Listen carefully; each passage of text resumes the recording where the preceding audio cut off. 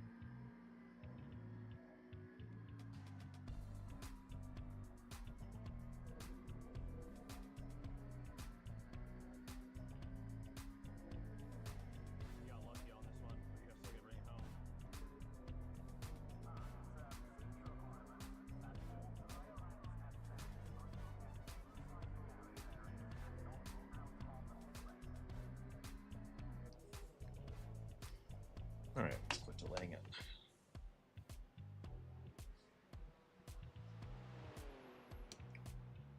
Our light come in. Live.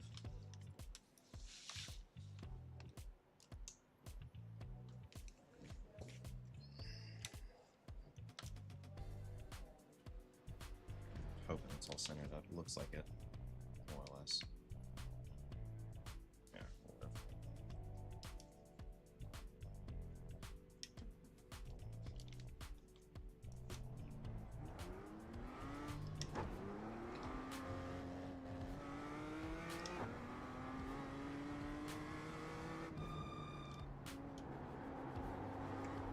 Don't want to waste too much time trying to go in and talk and mess about with this. Just want to get in to get some laps.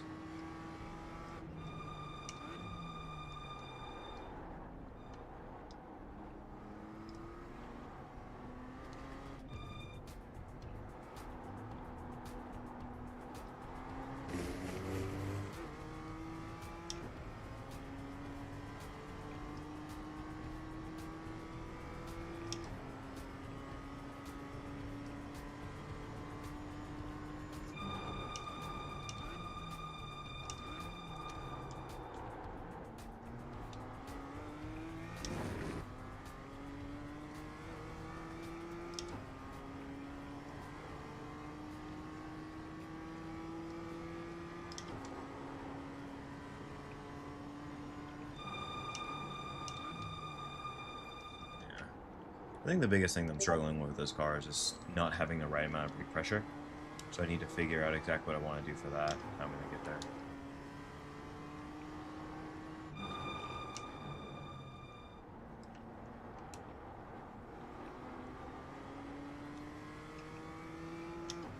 there's a level of sensitivity to it that you need to really be mindful of.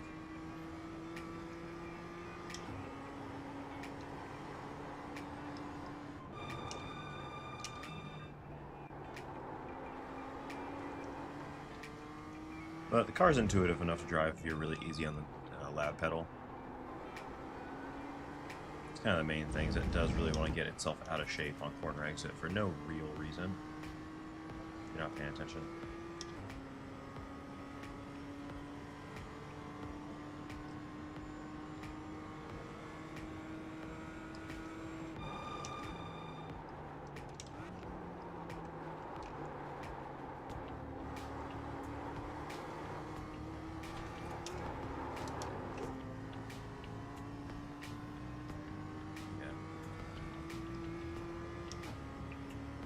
It's funny because, like, I don't know exactly how late I want to get down to the apex for sunset, but I do know that it's got to be earlier than that last go round, because even getting, like, smashing on the power, which the car did not want at all, it was just, you know, was caught up, couldn't really handle, like, there was way too much room to the outside, and couldn't take that amount of power. Which means we need to be a lot earlier and a lot more gradual, which probably means we need to back up the entire corner so we can get more speed going out. But we'll see.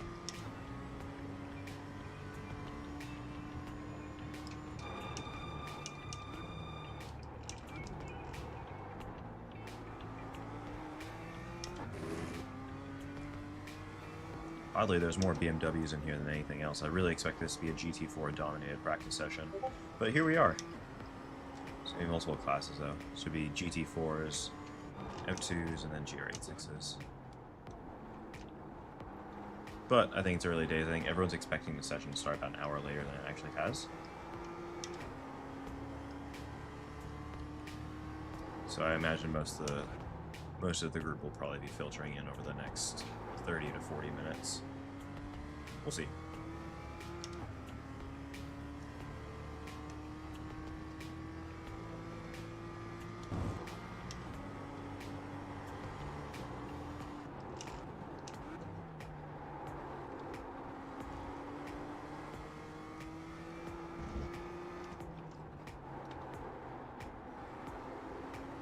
Ironically, I can't mess with anything on the setup.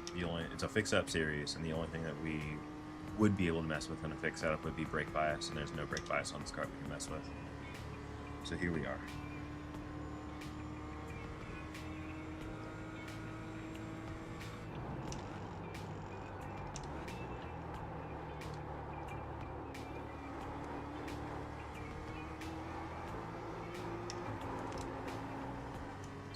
Tires aren't quite in yet, but there's a lot that we gotta do to kind of bring it into the window. 20.686.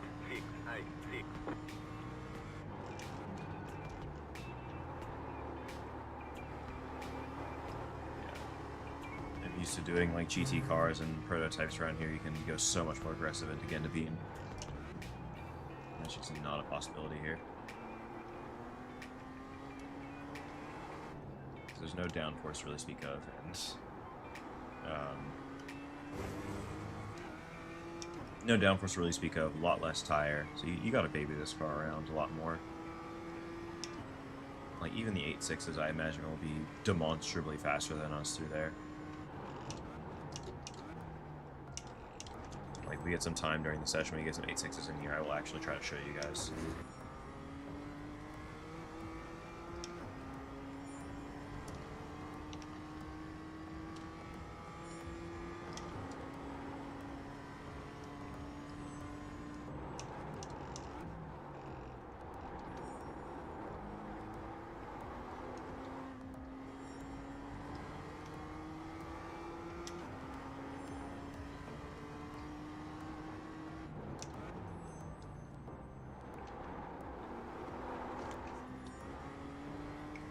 Funny thing is, sometimes you'll feel like you nail the corner almost, and you start to get back to power, and the car just completely gets out of shape. Part of it's, you know, throttle discipline, but also another part of it's rolling more speed in so you don't feel so inclined to jump on the lad pedal so hard. Again, it's a lot about that patience.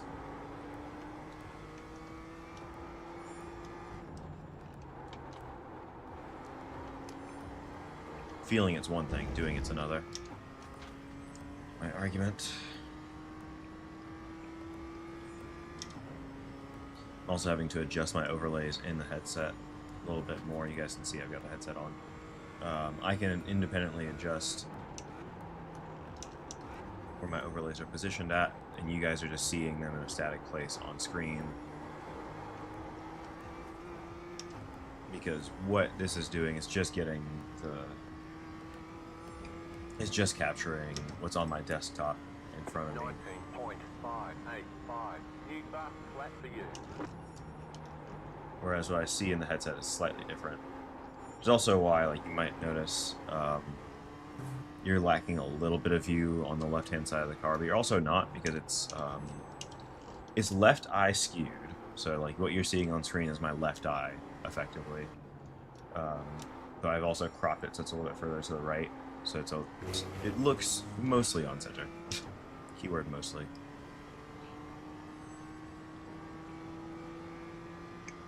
Yeah.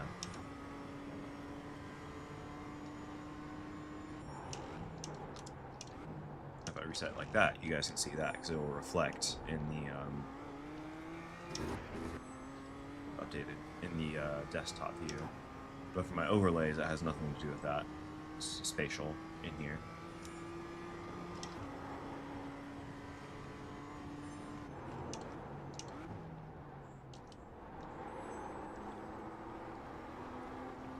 So yeah, there's a lot of traction management going on here.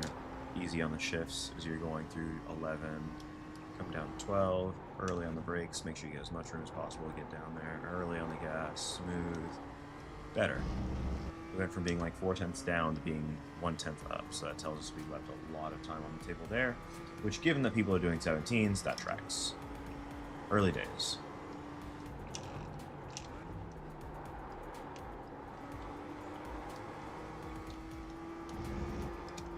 Boom.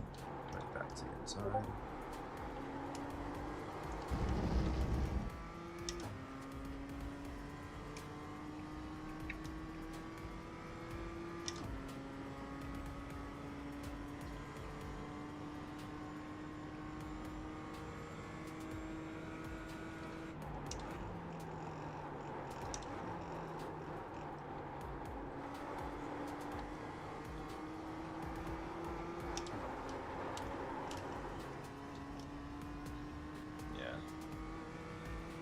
A lot to be desired there. Sectors 6 and 7 are pretty lackluster, we'll say. 19.86.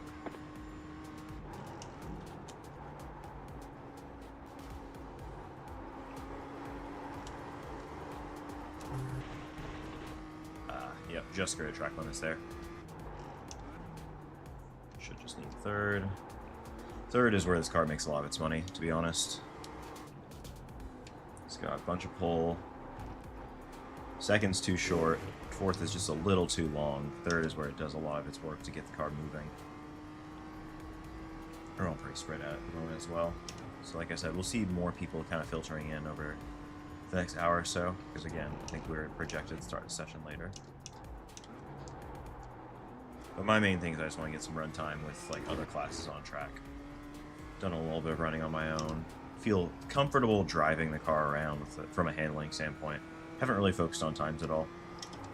But now I can kind of see where we ought to be. Start trying to push some corners a little bit more and be more aggressive. See what I can find. We still got, I think, 16 laps at the line for this tank, so I'm going to probably try and run this one out. Just see how I feel, just from a driving standpoint, and then go from there.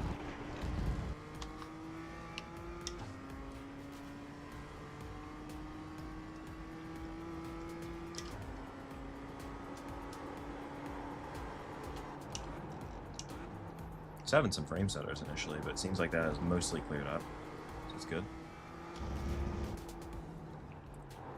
I don't know. Getting the VR stuff to kind of work cohesively has been a little bit more challenging than I thought. Seems like I've got enough card for it. It's not really the issue, but the main thing is like just making sure that it's all staying at a steady, you know, 90 hertz, and that everything is nice and clean, not getting too much visual pop in. especially from a streaming standpoint, that looks okay for you guys as well. Me talking through all this probably isn't helping any.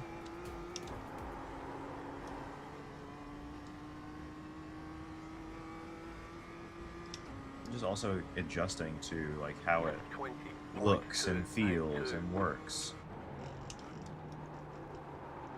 Missed the apex by a little bit early on the gas.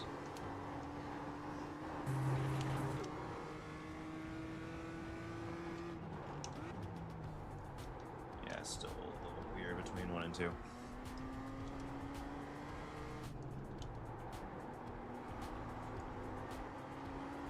It's funny because I'm looking up and it seems like it has nothing to do with frames. It seems like it's a frame timing issue, which I think is something that I can only really see in the headset, if I understand correctly. And that's another big thing that I've had to kind of work around. It's like, okay, how does frame timing work? How can I help that out? Make sure everything is as tight as possible. Because trust me, I tried, you know, just dropping the refresh rate of the headset, and I've never before, never in my life felt so, like, I don't get sick doing VR, which is the funny thing. Like, I hear a lot of people talk about it. I see people get sick, even not doing just VR, just like triples. Like, I've seen some you know, non-sim racers, I'll say, but still people get sick. I've never really been turned off by VR like that, but like when I turned this thing down that far, ooh, it made me a little queasy. It felt like I could see like everything strobing in the headset and my eyes. I didn't get queasy so much as my eyes hurt, and just kind of sucked.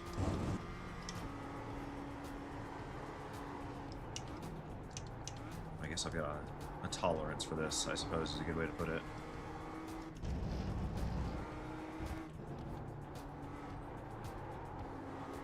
Just not a tolerance for driving good lines, clearly. More of an entertainer, I guess.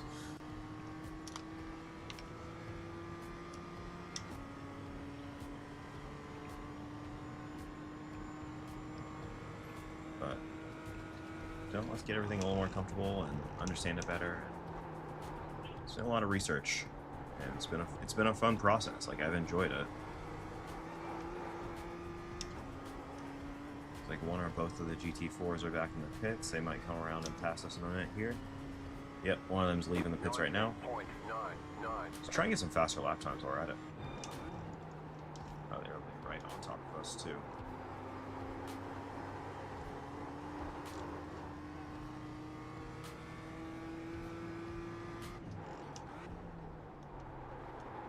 Yeah, I can get a little ABS activation up front, but I need to really be careful about not staying in it. I think what's actually happening is I'm actually probably trailing off the brakes too quickly from the initial hit. Like, I'm over, and then I'm slightly under, and then I'm under, and then, you know, as the car slows down more, you lose more of that, more push. It's not like it's downforce, but yeah, you can see that light getting triggered every now and again. A little bit goes a long way. I can also feel it in the seat. I don't think I'm gonna get there by turn 10, so I think, oh, never mind, it's fun. Spun or stopped.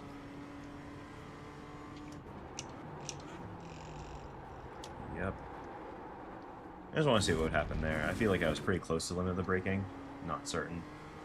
But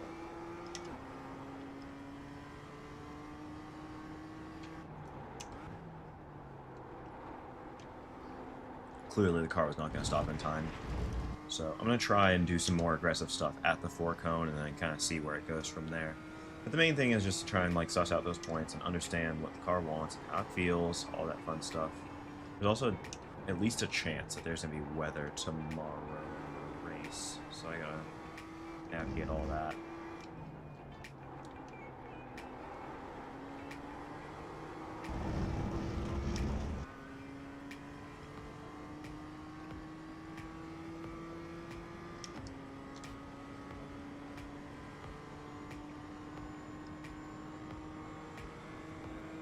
So far, so good, though.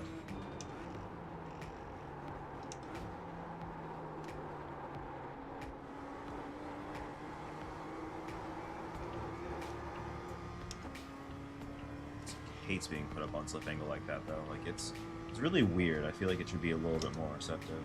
20.108.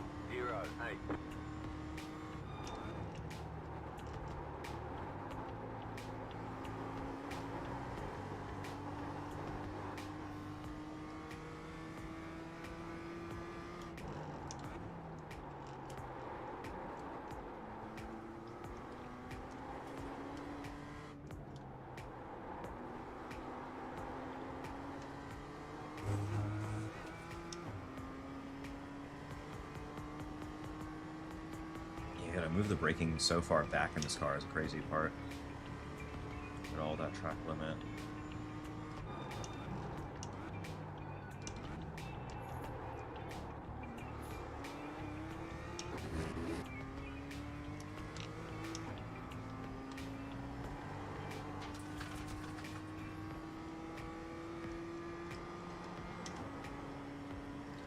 Four.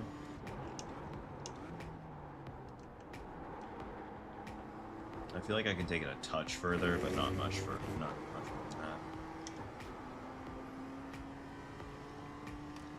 Did like that part though. I was going to be very, very disappointed about braking with any amount of steering angle in this car. It does not like it. It hates it, as a matter of fact. It's really not a fan.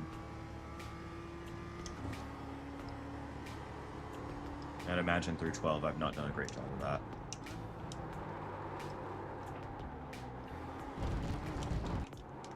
So that's like, you start to get into the ABS too much in this car, it's very, very apparent. Like, the car loses stopping capability.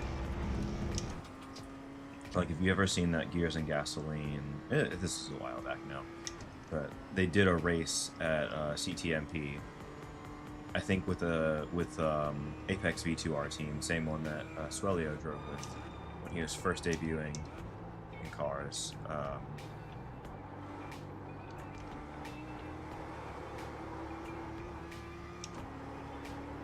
The main thing is that, like, there's like a panic stop moment that they had, and then they got on the brakes more and the car stopped less. The ABS is like, oh, well, maybe they're on a loose surface and they need less brakes. And it's like, no, I'm having a panic moment. I need the car to stop more. It's like the natural human thing to do, unfortunately.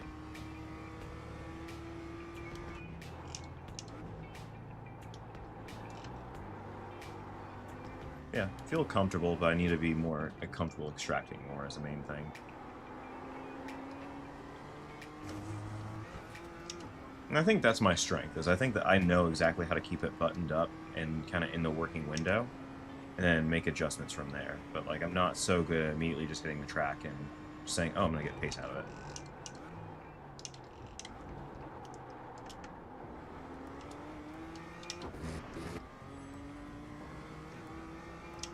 So we're working, figuring it out.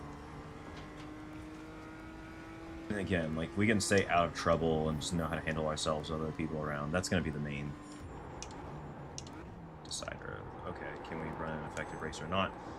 Better trail on the brakes there would do us a lot of favors. Better trail on the brake would do us a lot of favors.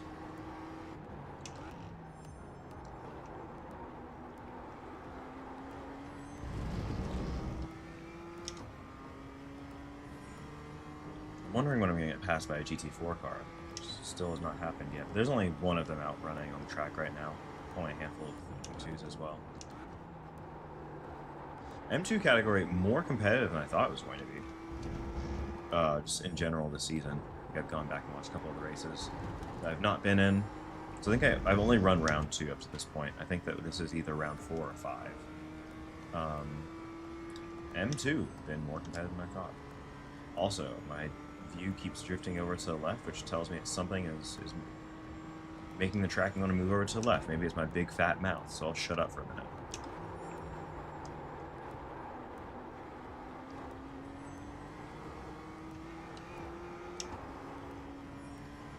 Yeah, I also need to try and let the car track out to the left a little bit more. It's running there. 19.456. Just set your fastest lap of the session.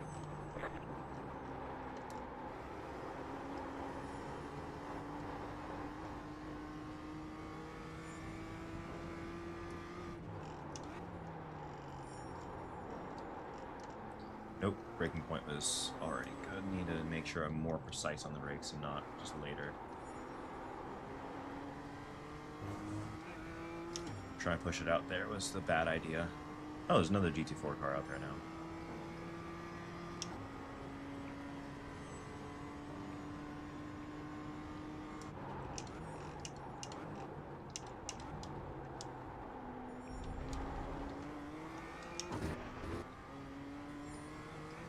try to look a little bit more where I'm going to. I'm so used to having kind of like fixed points and retention. The way you look through a corner on a single screen is very different to the way you look through a corner in VR, and that's sort of why I'll see a lot of people who like want to practice in a real car. They'll use the VR headset to pretty good effect.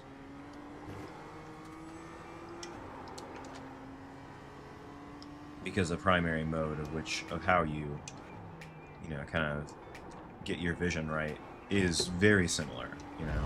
It's not perfect, it's not one-to-one, but it's very similar because you're using your head more to kind of balance your eyes, but your eyes are still working in context. Whereas with something like this, I've still got limitations to my vision. Like, I can see the borders of what the headset can display. They're still like, the best way I can put it is like little black tabs at the edges of my vision. And like the main VR view is just centered up. It's getting moderately annoying, and I keep having to like pull it back to center. This is something I've never encountered before either. This is the first time I've really had it do this, where it's like drifting off center pretty aggressively. Could be something to do with the light, could be that I smudged the camera or something, but I don't know. And it's got 11 laps left at the line. 19.377. New fastest lap for you. Too early.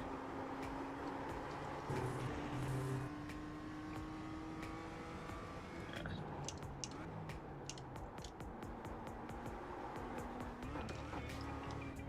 Yeah, this car does not like hitting those tall curves at all. I really avoid them. Nice part is that they're very easy to see in VR, but it's also still hard to avoid them.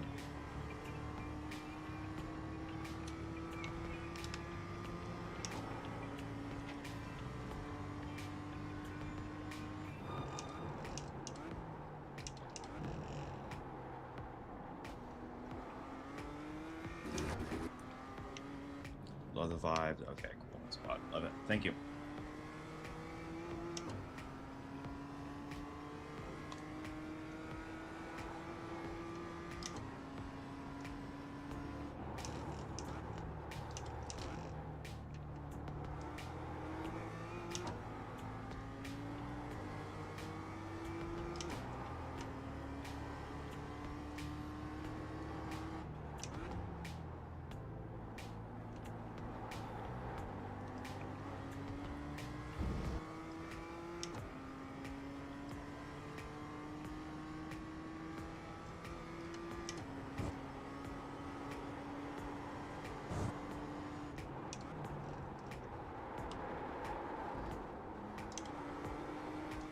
I was not expecting the car to yaw in like that on the brakes.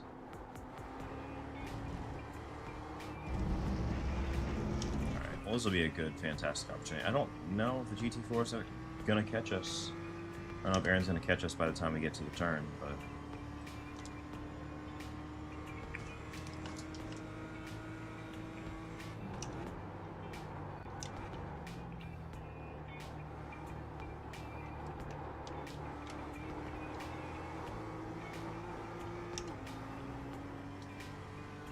and seeing what the speed differential is as well. I'm seeing it's like maybe 6-ish seconds a lap, a little more, a little less.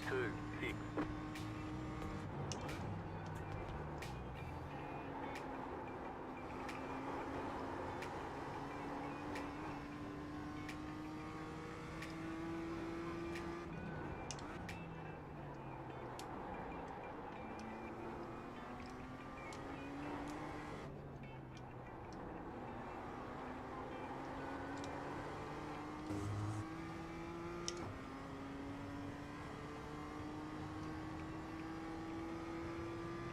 Feels like a superpower to just be able to turn your head and just have the car kind of magically point there.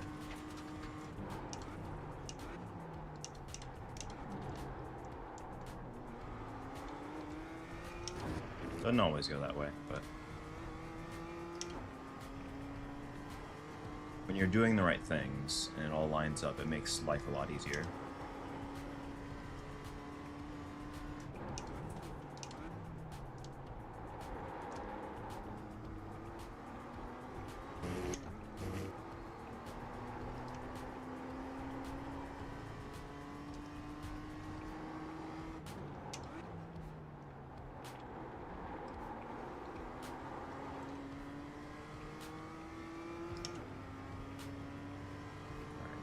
was not going for it, I guess.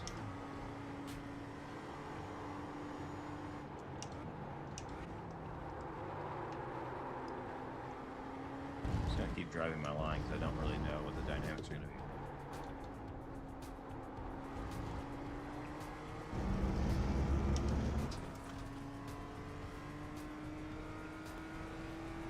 There it is.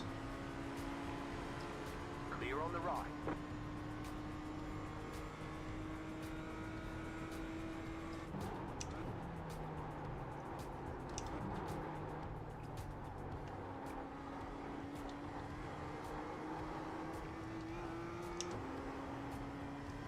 Alright, that's better. I want to see, like, I mean, this would be good to see kind of where we're following differences. 19.455.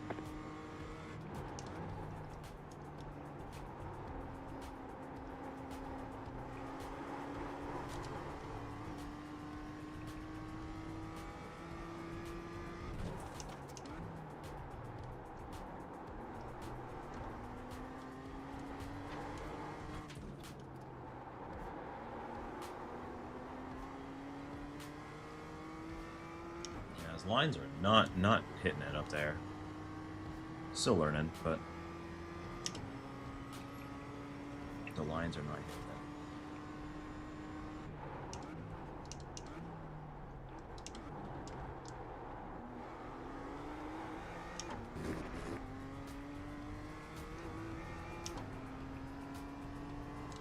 Alright, I'll try not to drive so much in my mirror this time around.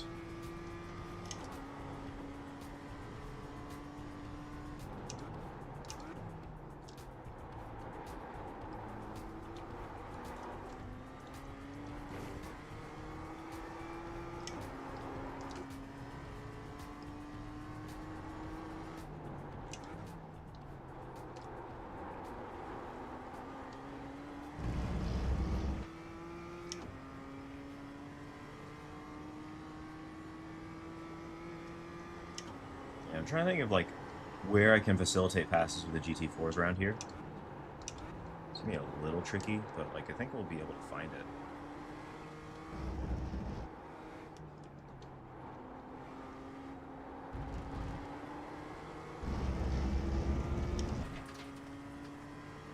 I haven't cracked 18s yet, though. It's kind of wild. I mean, track temp is not amazing, but there's people who are going a good bit faster, so clearly I'm doing a couple things wrong. Probably not taking advantage of some parts of the track.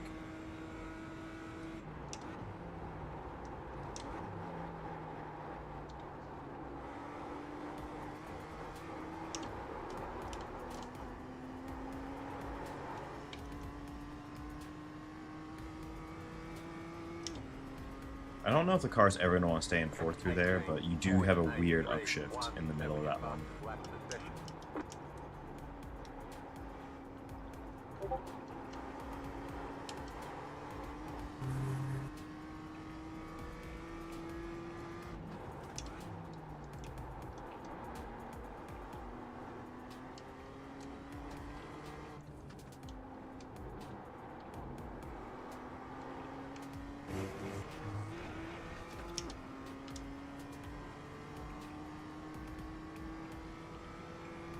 Yeah, it's either light shafts or something else. And I'll figure this out later. But I do want to finish out the stint first.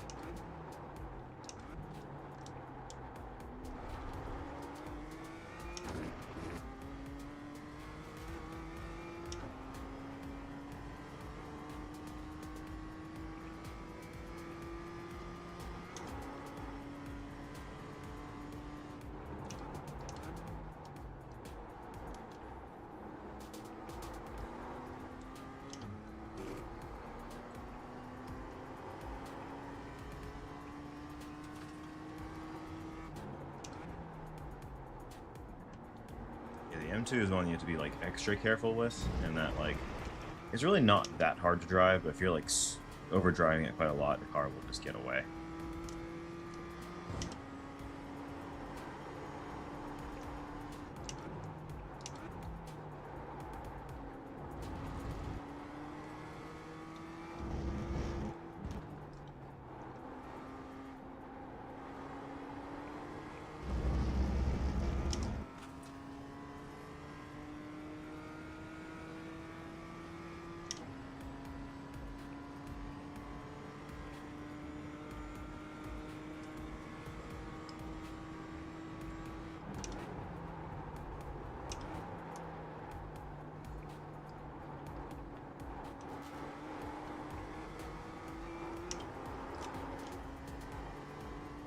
Yeah, that 3-4. It's like, it's right on the exit too, so you're like, oh, it'll be fine. The car's still like, you're up on the edge, so it's like still kind of fighting itself.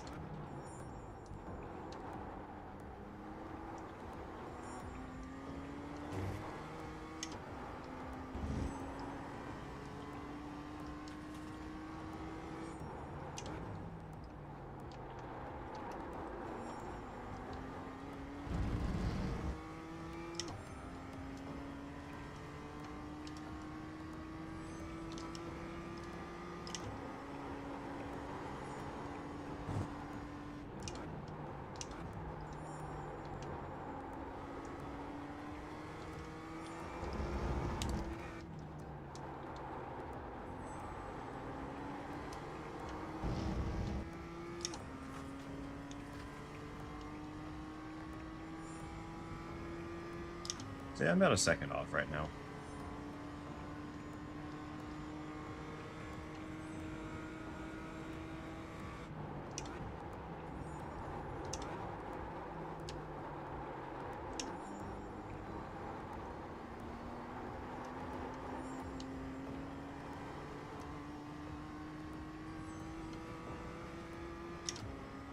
That's weird. Like, I might have to... It might actually be better to upshift early there. I don't know that for a fact, but it might.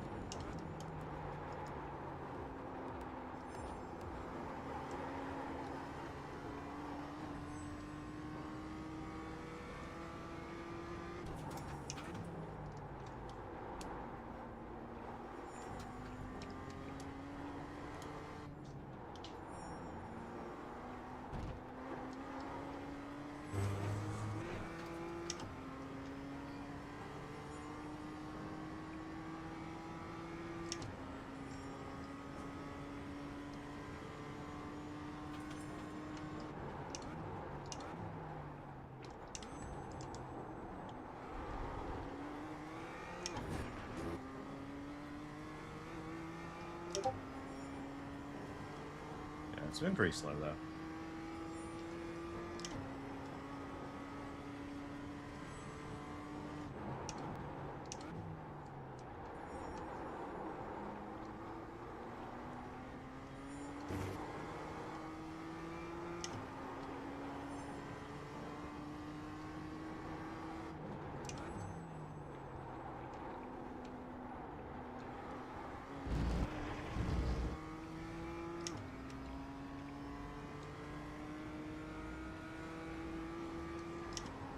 Yeah, I'm definitely going to take a break after the set. Like, I do want to finish this one up. I want to keep on going until I'm out of fuel, but, like, I definitely have to be taking a quick break just to assess, analyze, understand, and also figure out why the head's is drifting like this often. It's like every 2 minutes, I can look down and see, like, oh yeah, it's not horrible, but it's slightly off of where I need it to be. Like, that wheel is ever so slightly to the right of where I'm looking right now to be dead center on vision. And it annoys me.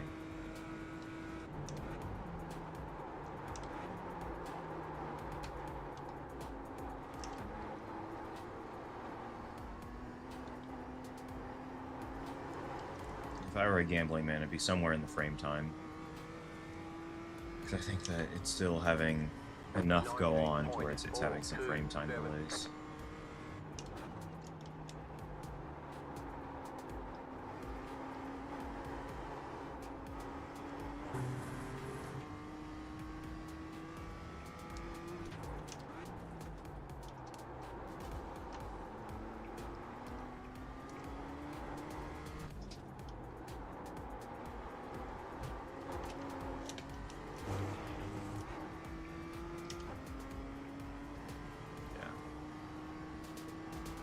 don't feel like I was trying to overdrive that one, but I do need to relax more when fighting those corrections.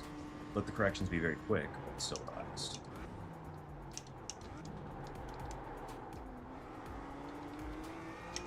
I do feel like getting some lift and coast into 8 would be, or 7 into 7 would be really beneficial.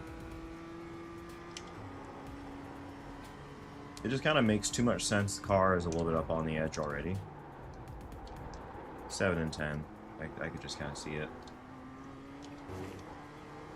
Where backing up that corner is not going to be a huge detriment to your entry speed, as long as you know your entry speed is supposed to be.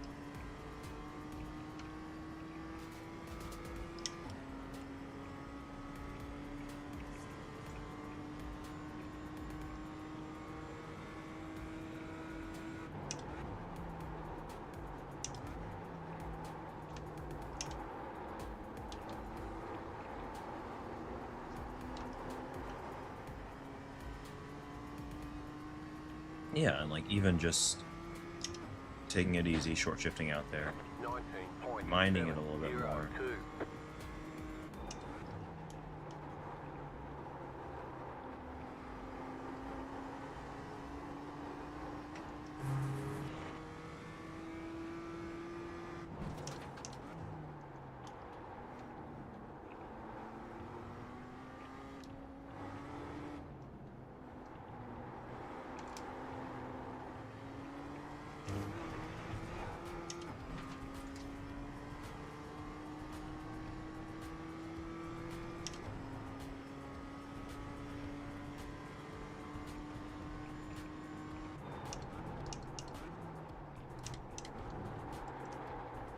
Complete miss there. I was just not paying attention to the braking zone.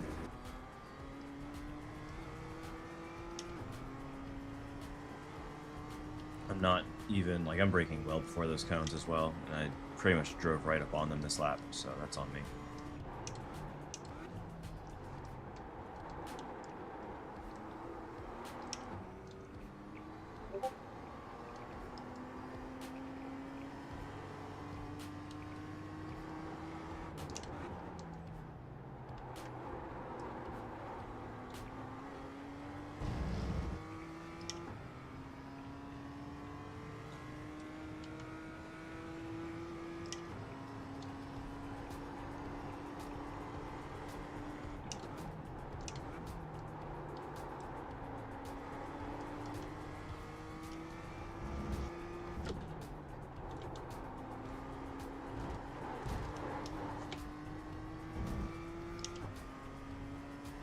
Not being subtle enough. Like, there's a lot in how much you're on the pedals, how your pedal inputs affect what the car is doing, what it needs to do. It's kind of a big thing.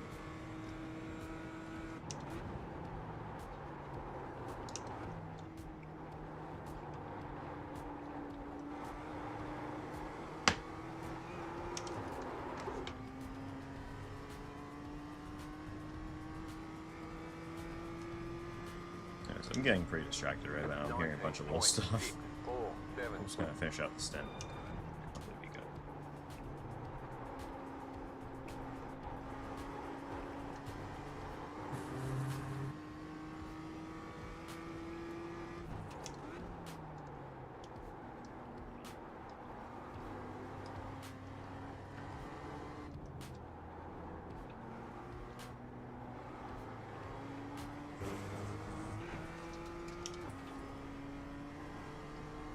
But yeah, pretty bad entry through 3 to 5.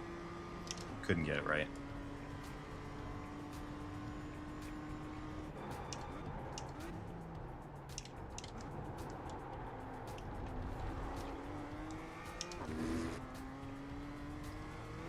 Probably seeing those low frequency vibrations in the headset.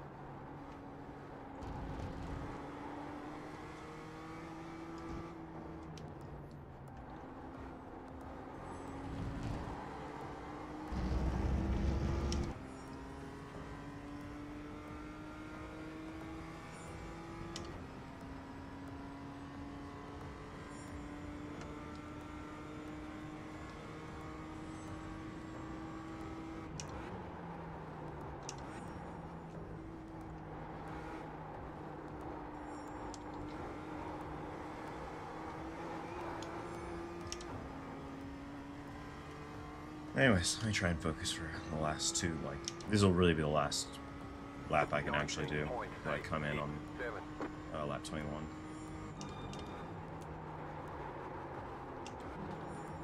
And I say that, I completely miss brake pressure. Good to have that happen now, but like, you know, don't miss brake pressure.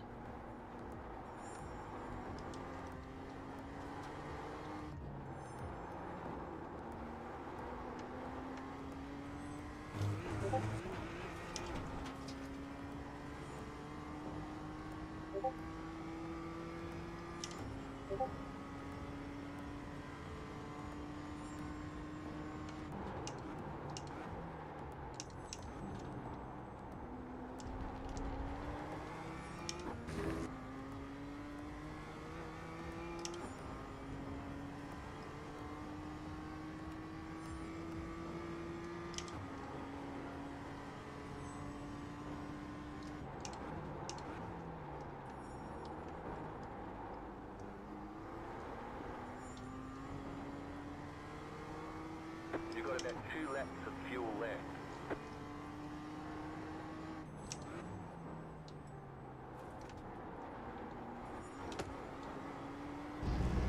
Yeah, and I think that letting the car, like, and I think what I have to get used to is letting the car zero steer a little bit more on the corner exit. Because I think that, like, if I don't have wheel in and the car's not past the limit of the rear tire, it'll allow me to get more power on and still take the line that I'm aiming for while carrying more speed. Because I'm manipulating more of the, you know, rotational capability of the car. Like there, like, I kind of started out where it was like taking the line I expected and it got a little bit up on the rear tire limit and it actually kind of pendulumed in further than I expected. And then not really much I could do with it.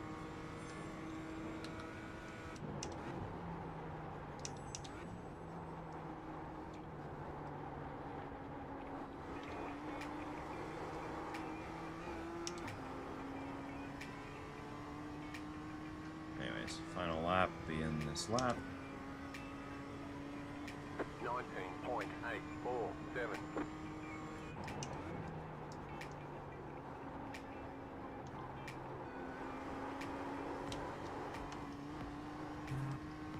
Almost, yeah, that was counter steering at that rate. Didn't want it to go that far, the car was just that out of shape, I suppose.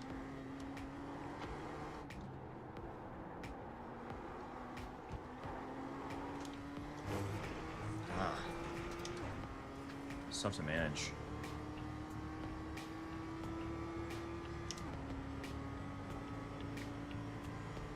And I think a big part of it's like how I'm looking at the timing of it.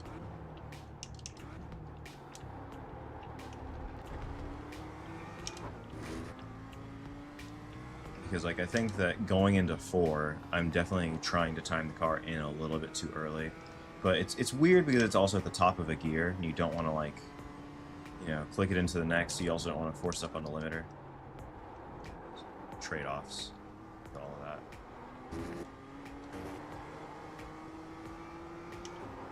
You have about 1 lap of fuel left.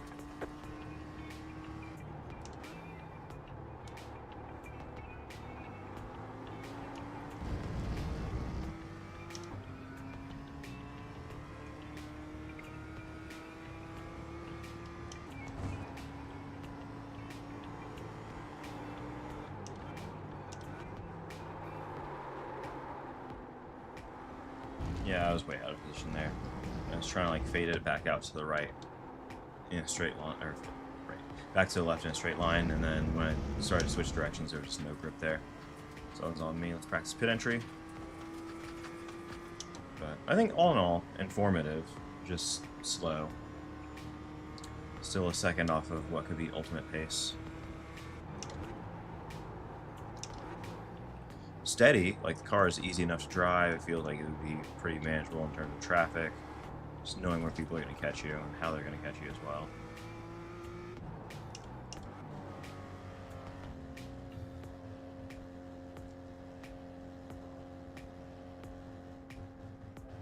Pit boxing 10, Yeah, it does feel like my frame time is going to hell right now. 5, It's okay. 3, 2, 1. Right here. looks all right.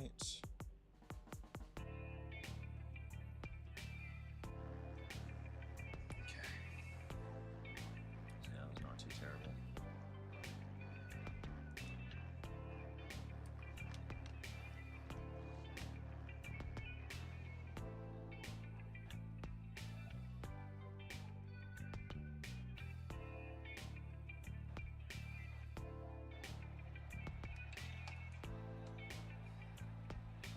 I ain't mad at it.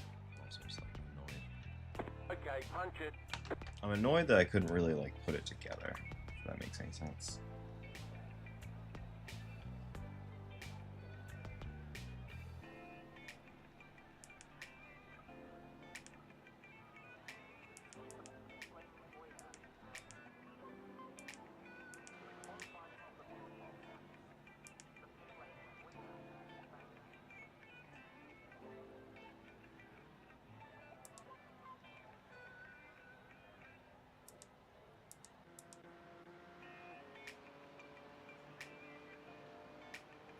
So yeah, look at the dive. Okay, it does click third for a moment there. Probably to help with inducing a rotation. Braking about where I would expect, a little bit more diligent about getting down to the inside and actually kind of lets it understeer.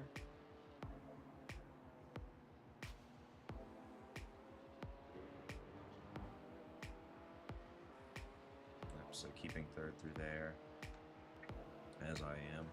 Definitely, like, I think pushing the entry of 4 a lot, or 5 a lot later, so you can kind of, like, get the most out of it.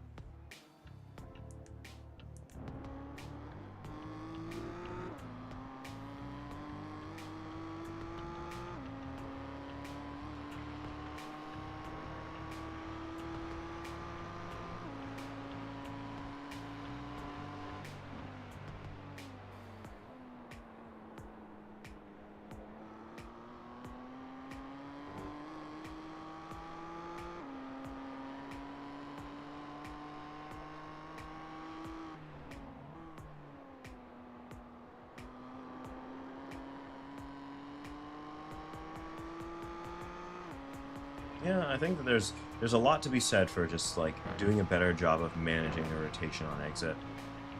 They seem like they've just got a better handle.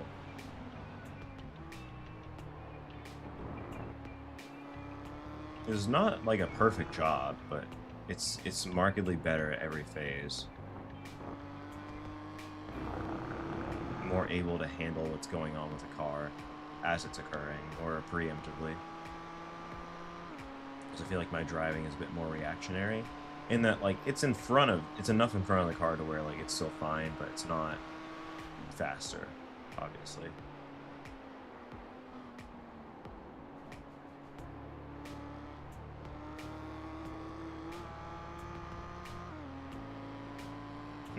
Really revved it out in third there. Interesting.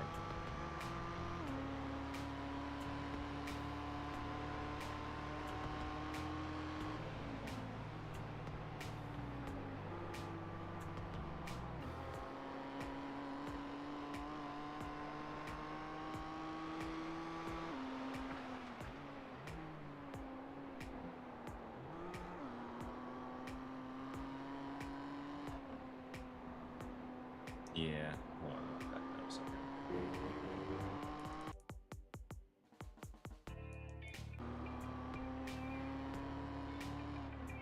Because interestingly, it was like kind of mid-right in terms of track placement. Did get up onto the raised part of the curb there.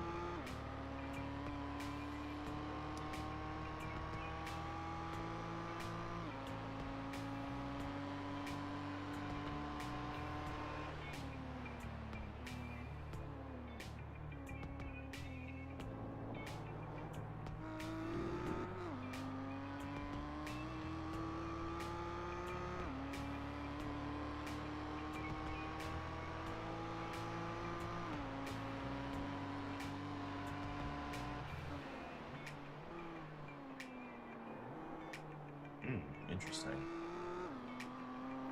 Well, it makes me wonder, because I'm like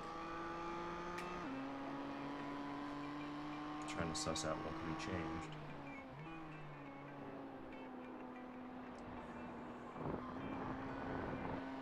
suppose it's entirely possible they ran less fuel, but the way that they're driving, that doesn't seem like it's the case. So they're driving the same car that I had to deal with.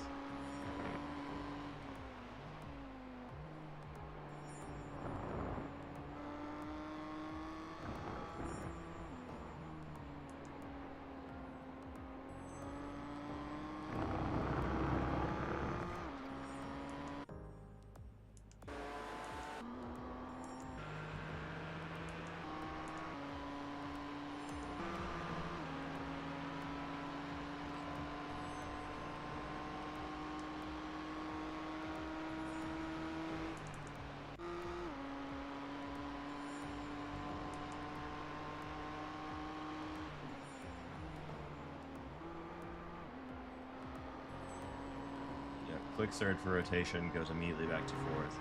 Really tidy exit there.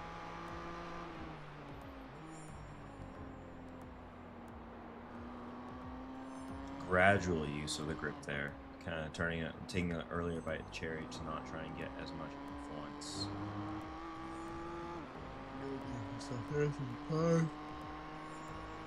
Oh, excuse me.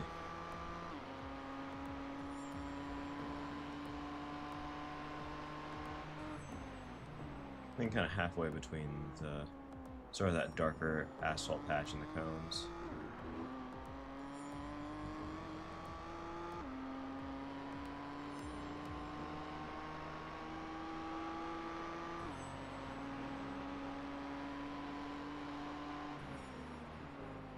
Same thing, kind of right at the start of the fork cone. But yeah, it does seem like there's a lot more.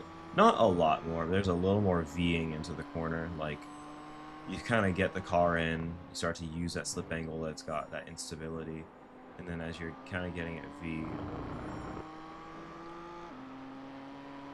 you're careful but intentional.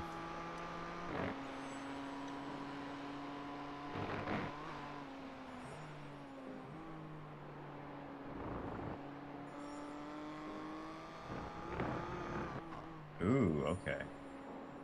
And then just kind of did that larger straddle, helped set up turn 16.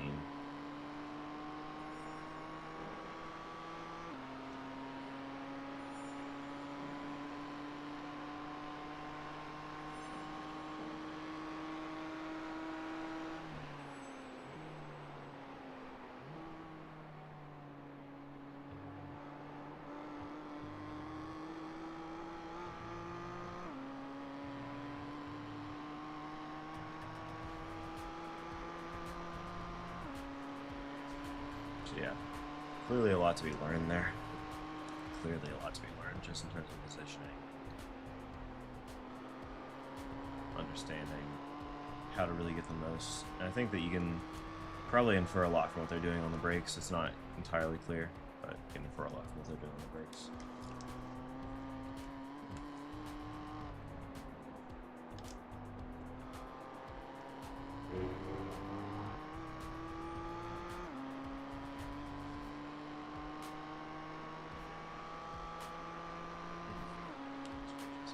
I hate to say, but I will say that I do feel like I get a little bit like fatigued, a little more easily fatigued in the VR.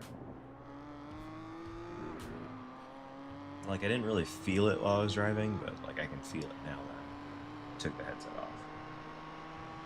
Just the yawning.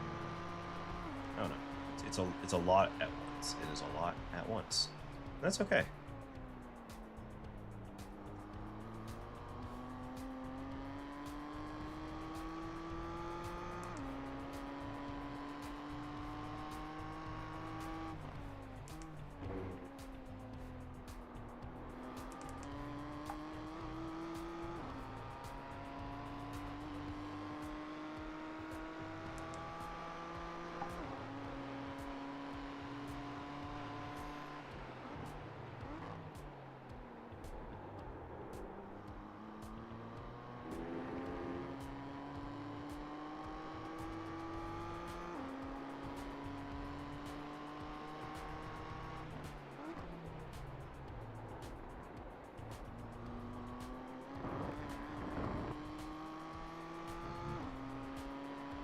guess there's still a lot of question marks in terms of like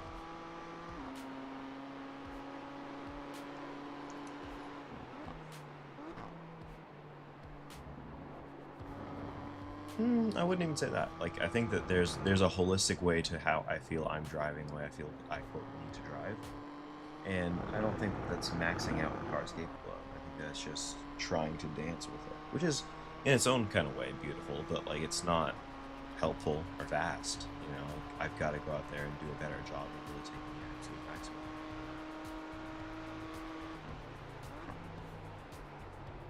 So I feel like on the brakes, especially, I'm leaving a little bit to be desired, particularly just in terms of raw stopping power. Which either tells me that I have too much wheel in at any given point, or alternatively that I've got, and I'm not able to use that brake pressure. I'm not doing a good job of straddling and staying in the ABS effectively. Which I would say it probably is, you know, an active part of it. I think that I need to get into the ABS more, but I need to just barely be above that line if I want it to work. So.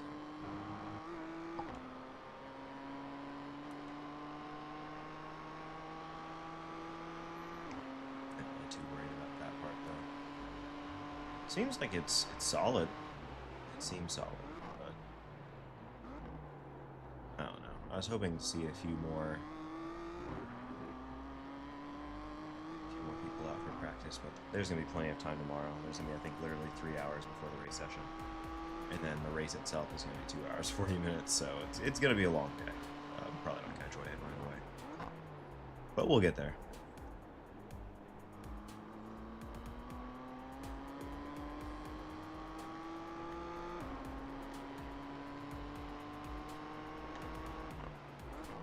I think all things considered, I'm happy with that stint. I'm not thrilled about it, but I'm happy enough with it. But the main thing is I need to figure out where I can find the extra speed. And I'll be honest with myself, like I think that there's a level of immediate capability is the way I would phrase it. Like I think I can be equally as fast in VR as I am on a single screen, but I think that right now I'm not there yet. I've done some back-to-back testing where it would suggest that, like, yeah, I've got it down to a science, but I don't think so. I just don't believe that to be the case, because I think that when I'm in less familiar territory, when I'm doing something I've not done as much, it's a little bit harder for me to pick up those reference points and really be dialed, because it's a little bit more of a floating point, you know, a moving target. So it's not anything to say that it's a problem. It's just that it's more difficult in a lot of ways, and I like it for that. It's a relative issue.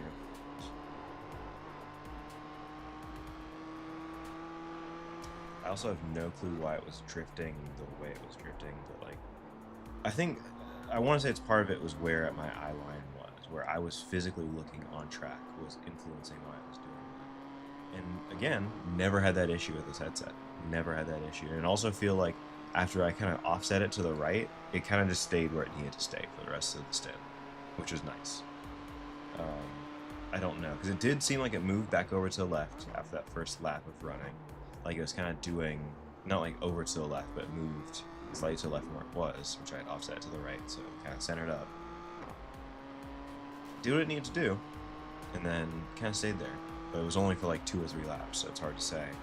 Whereas like every lap, it felt like it was just going further away previously. So I think it is very based on the eye line. It's very much what this infers to be the center point. And if I'm sitting ever so slightly offset, or if my body is not in the correct position, I think that the VR headset gets very confused in terms of what life is. So like, even if I look at where I'm sitting right now on the pedals, I need to be shifted ever so slightly further to my right, or the camera's going to be a little bit more left. But like if I just move my body this way, that should be better. Though the theoretical understanding is that now, like, on center. I'm probably looking a little bit offset.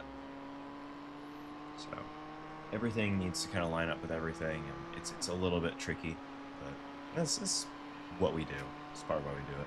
So not mad at it. Just wishing I had thought of these things earlier.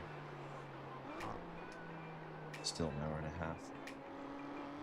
Now I'm curious. I'm debating with myself if I want to go in and do this in just standard blind review, and I kind of do. And just in the spirit of like just doing a quick B2B, I think it wouldn't be a bad idea. I genuinely don't. And it sucks because like I want to use VR more. I really do. It's fun. It gives me more usable headroom. It genuinely is easier to race with. But I will also say, I'll also say that it kind of makes it harder to be super consistent on a lap-to-lap basis, because your reference points, especially when you have a tracking system like this one, have that slightest tendency to move around.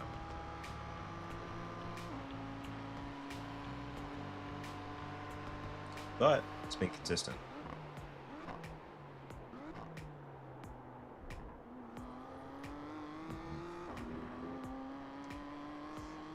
Debating a couple of things. How I can do it differently, how I can do it better.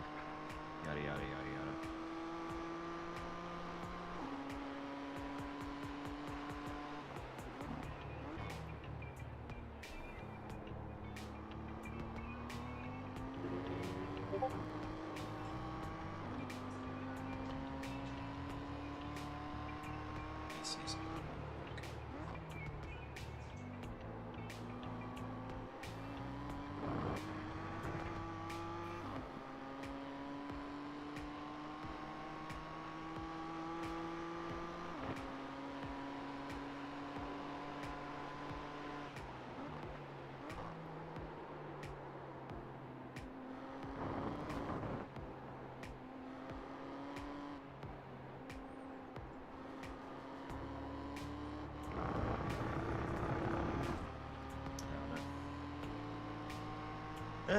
I think, honestly, I might need to take a quick 30. Like, I might just come back and do another stream later at this rate. But it's been pretty chill otherwise. Glad to see it all and have it all happen. Just enjoy the process, too. Doing the VR takes a lot out of me. It's very odd. And I will say that just in general, you know, I'm not saying anything groundbreaking here. Like this has all been tested, repeated, all that stuff ad nauseum for a lot of people, but like just getting to see it and feel it for yourself does change some stuff, you know. And I can definitely see that like doing this in like just being in VR, it's more taxing. So I'm feeling it, but at the same time, I'm not feeling it. You know, like it's easier to pick stuff out. It's easier to get the car down to the apex and have like a wider point of reference. You can look through the corners more. It's a living, breathing thing, in that like, yes, you have a limited field of vision, but you also have an unlimited field of vision because it moves where your head moves, which is kind of nice. But trying to like make it work on it from a competitive standpoint is the tough bit, if you ask me. Like having the VR to kind of acclimate, understand where you're at for a proper, you know, like race prep, amazing, fantastic. Would strongly recommend. You know, like I think that VR beats triple screens in that way because it puts you in the car. But actually going and doing it, you know, trying to be as consistent as humanly possible, it changes stuff. So like, I'm gonna B2B it real quick. Leave session, come back.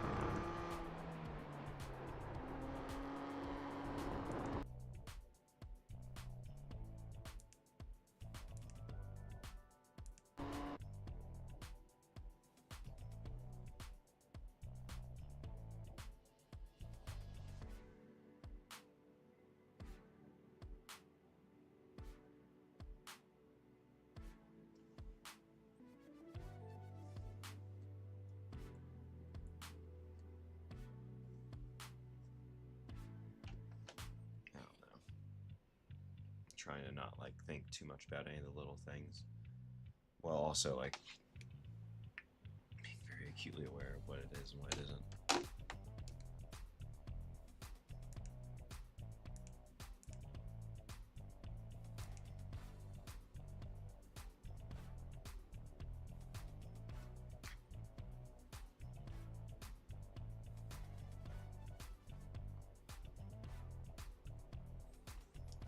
Also, sometimes it makes me adjust my FOV and everything when I go back in. I kind of half expect this at this moment in time, but we'll see.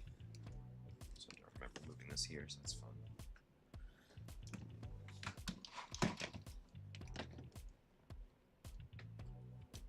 But I did have to mess with a bunch of internet stuff, so I had to like move dressers out of the way so I could access the extender, and then all manner of stuff. It seems like there's maybe a bad port on the router. I don't know, man.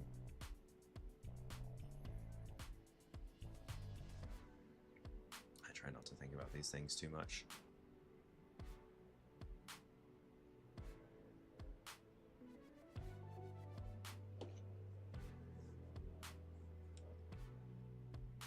Yep. Yeah, to redo that for me. Fortunately, we can do that from inside the car.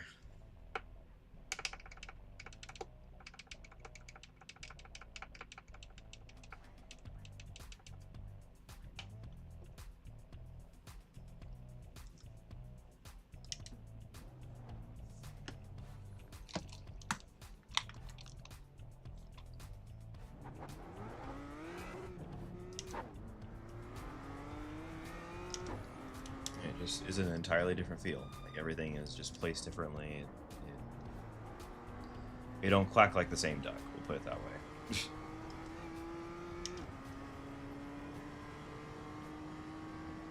The way you inference motion is entirely different.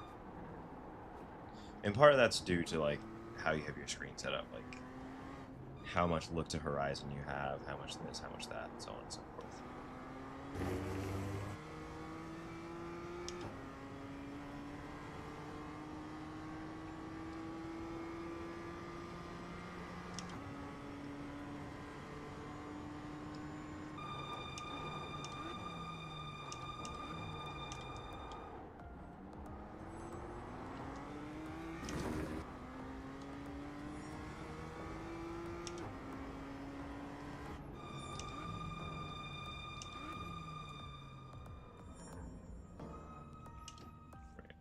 I forgot about something really quickly.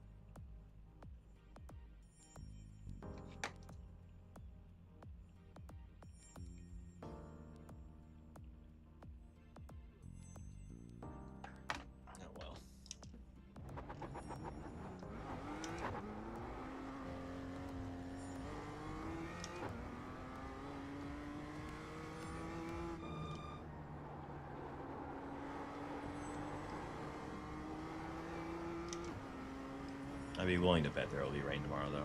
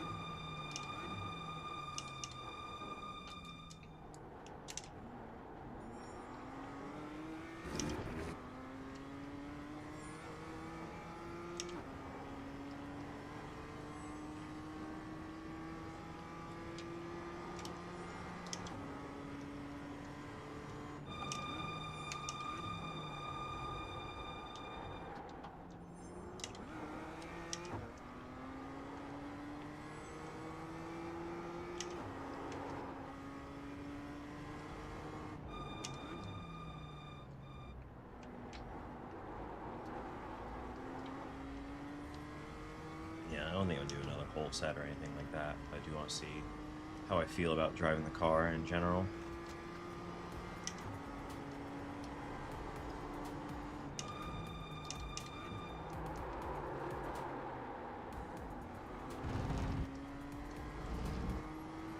So what I will say is that immediately, the first thing that I'm kind of getting is that it feels easier to place in the headset. Way easier to place the car. But I do feel like it's going to be easier to hit references on here in general.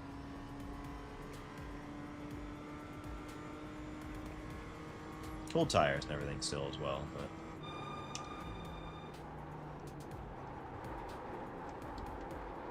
just so you don't get a skew, I will go back to VR for a quick bit before the session ends.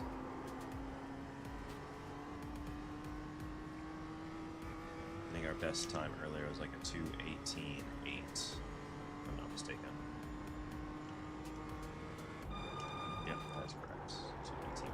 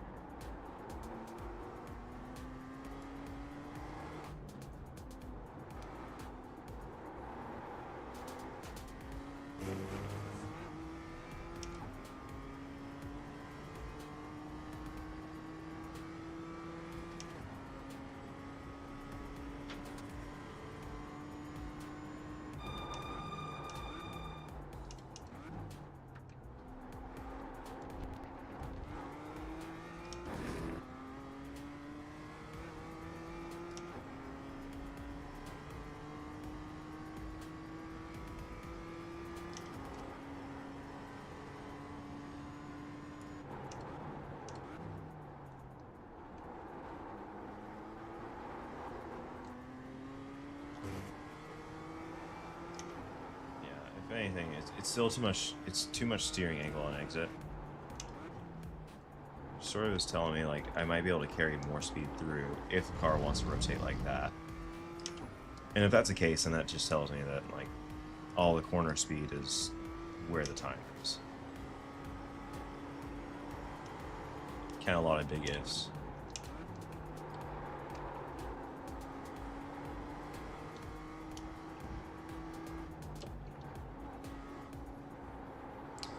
All-time best to 2:18.0, but session best to 2:18.8. So this looks like it's going to be like a 9:19.5, give or take, right now, which is right on brand with where my average lap was earlier.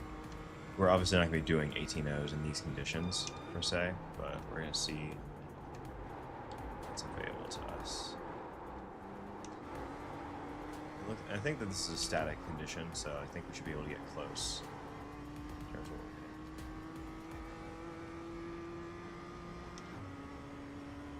20.152.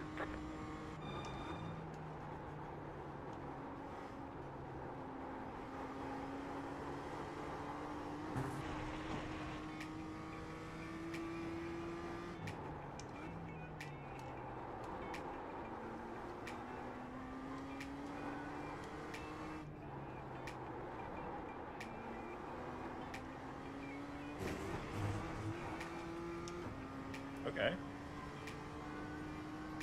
That was quicker. I think part of it's like it's somewhere between mindset and execution. It's somewhere between mindset and execution is where the difference is.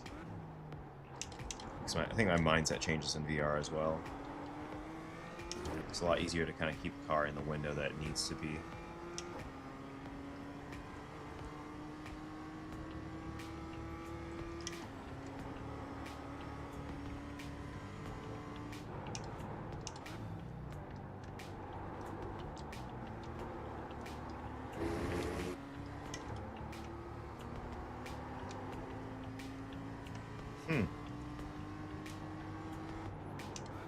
Giant amount of time lost there.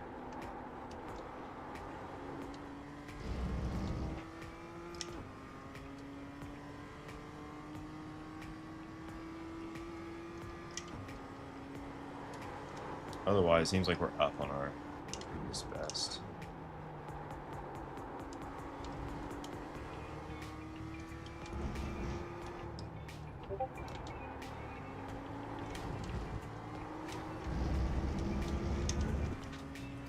Yep, bad exit, but understandable though. Like I kind of botched 16.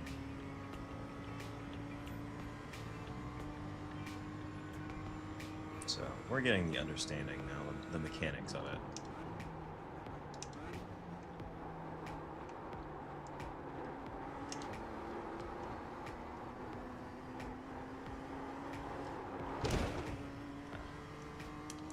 No damage. Car looks clean. No way. Pretty hefty hit. 19.155. Just set your fastest lap of the session.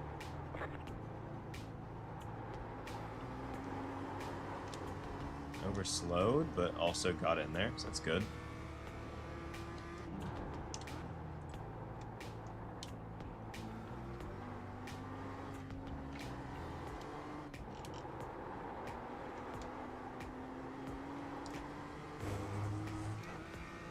Yeah, so clearly in the previous session I was really bad through 5. I was not doing a great job through 5. Car was faster in a straight line. I can see that demonstrably right now.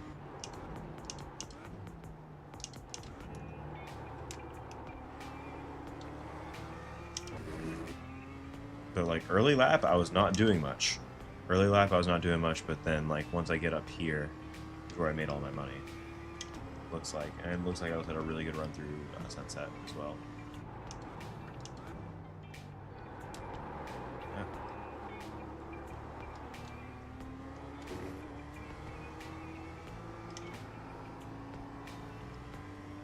The car can turn a lot better through there.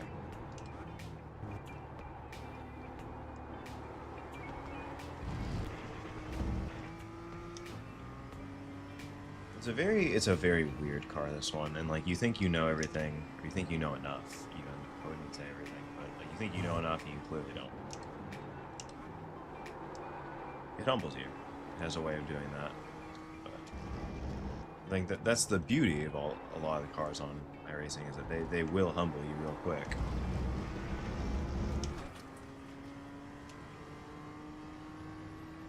Oh, we got a GR86 in here finally. Still been a very quiet test session for us.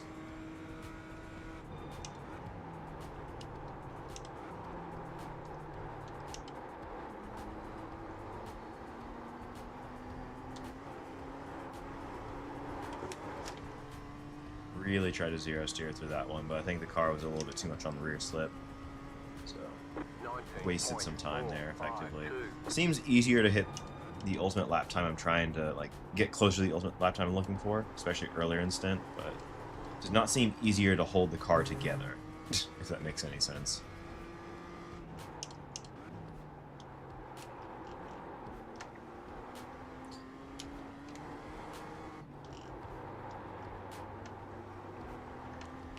There's still like an increased level of difficulty to placing the car and understanding it fully, which is very odd, but you know, just kind of roll with what we got.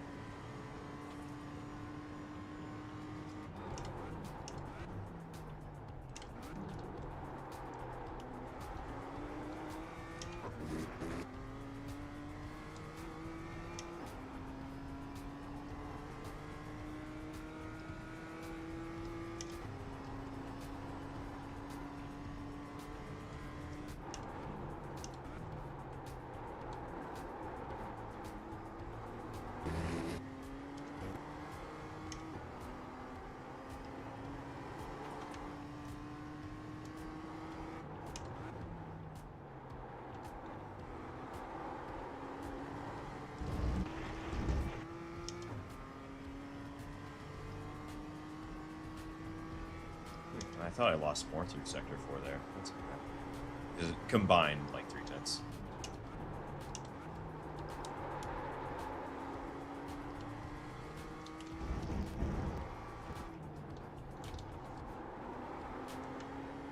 Overslowed.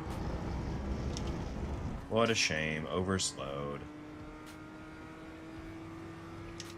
But yeah, I think that we're getting it, we're understanding it, and if I'm speaking from a comfort standpoint, way easier to place car in VR, a little easier to execute lap time here.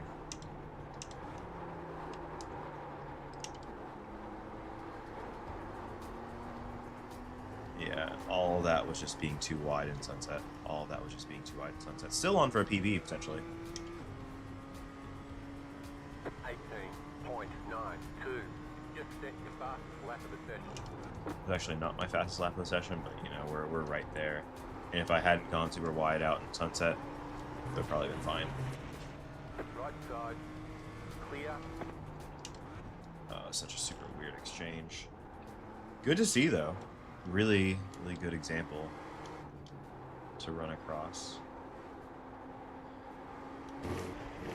Yep, and if you get down to the apex or 5 too early, you actually have a severely compromised line. And that's always been the case, but like it feels even more awkward just because of how much lateral you're missing in this car. Car right. Clear on the right.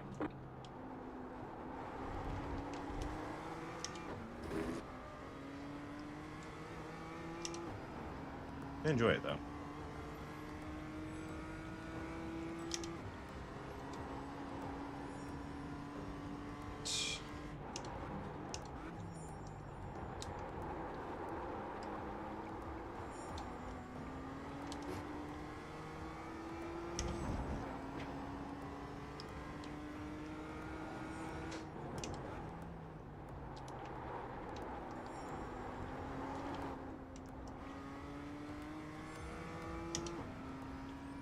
Almost tagged him there.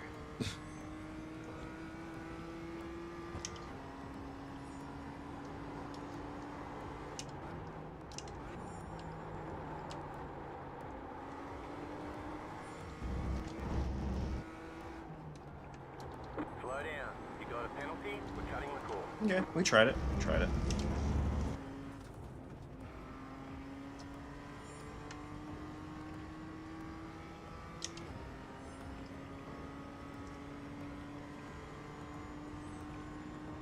I don't think I'm bleeding all this right here.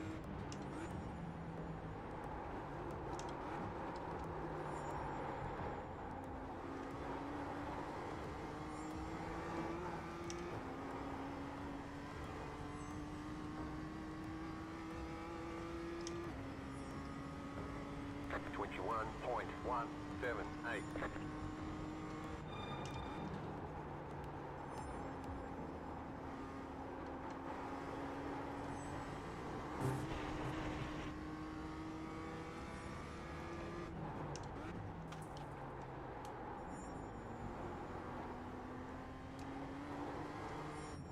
Yeah, car wants to V a little bit more into the corner. That's what it's waiting for.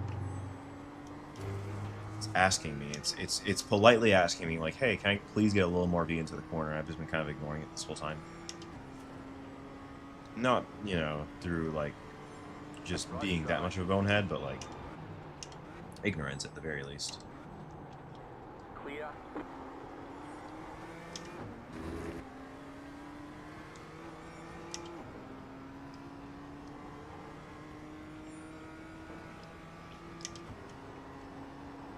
There we go.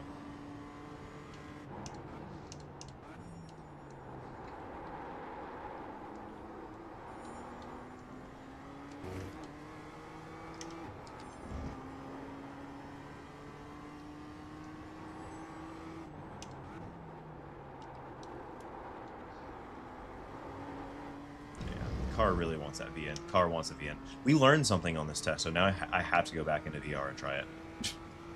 Period.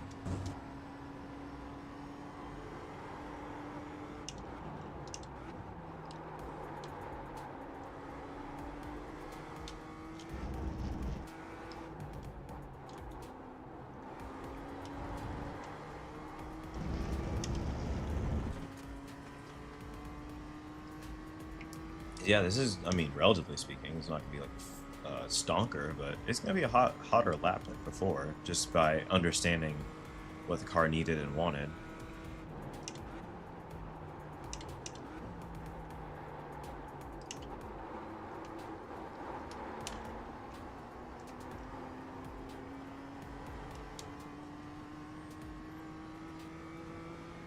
Like, we'll pick up 410s. 18.5. Whatever you want to call it. I'll call it 410s.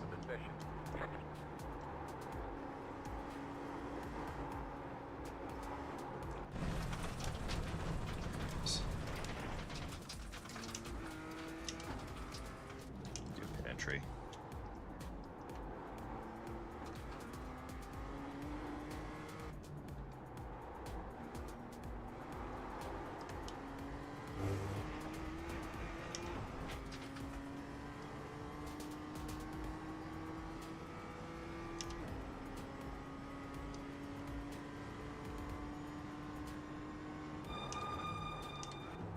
Now I'm less than a second off, and then that's just from like learning how the car wants to enter the corner more appropriately.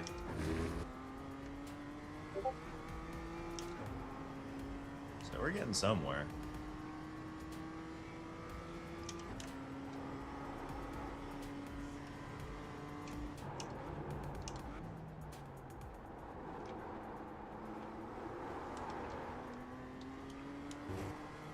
It almost feels like if you get the entry phase perfect, then the exit phase is almost doomed, because the moment you start to transition those pedals, it just wants to swap. But that's the whole point, is that the car wants a really, really, really soft transition. You can't just go from, you know, to 1% brake to 0% brake and then immediately go to 50% throttle. You to be a little smoother than that. Just get the car on 0. You can still jump to like 20, 30, but like you can't go to throttle. You cut the cord. You'll have to slow down and give up the time game.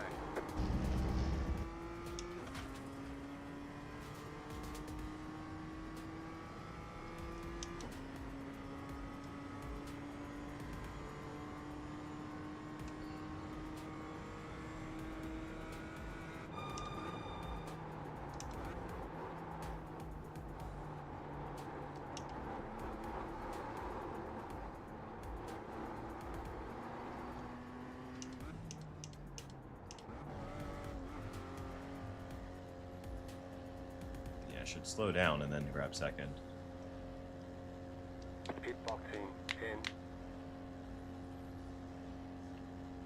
5, 3, 2, 1. Right here.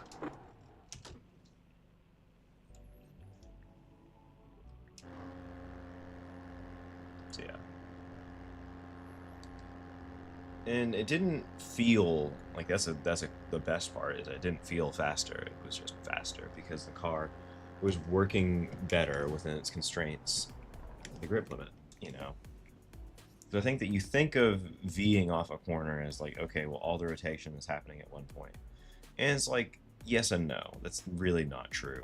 The main thing is like, okay, well, the rotation is kind of happening as you're starting to make your way into the corner, as you're starting to trail brake in, but like there is, you know, that fabled maximum rotation point where the car is doing the most rotation, but it should continue to do that rotation for a period of time, and not like, you know, stay at a flat bar maximum rotation, but just, you know, when you hit that point, you're not immediately starting to open the car up and say, you know, now I need you to not rotate.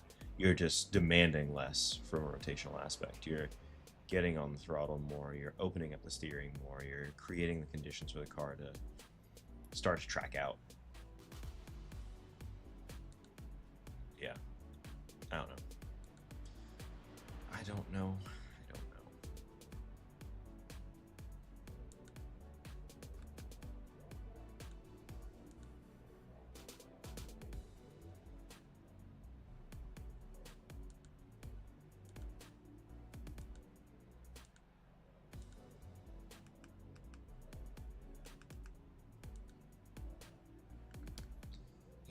All right.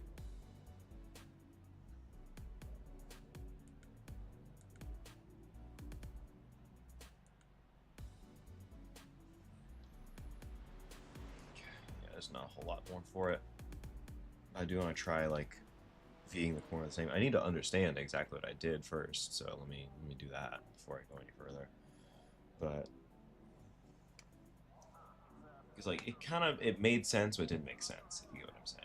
You know, I don't think that the server saved. Yeah, I didn't save my replay data from before. I can't refer back to that.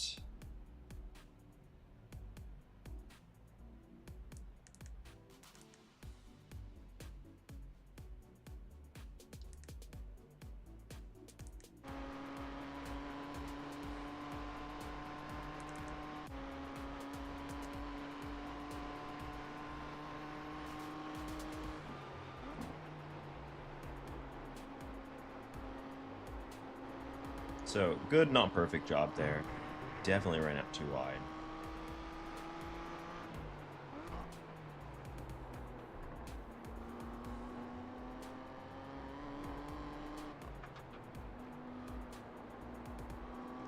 And I think, okay, and I'll pause right there for a second. The main two things I saw were turn 3 and turn 5 just now. Like, turn 1, great, fantastic. Turn 2, not a turn. Brake right where I'm braking, that's good. Getting the car in earlier. Like, I started the rotation, but I'm not, like, at the maximum rotation point yet. Car's still getting in, and then I'm committing back to throttle kind of early. And I feel like I'm dropping the brakes earlier for 5 for the specific reason that I'm wanting the car to hit the, inside most point later. I wouldn't even call it an apex, and then go track out. Ironically, had a GT4 right here. Couldn't get all the way. Well, actually, I wouldn't even say that. I feel like I got all the way down to the apex, and I hustled him on the exit. He didn't even really hold me up. He actually assisted there. Because, like, the way that I took that corner, I drove it like he was already going to be gone. So that part was already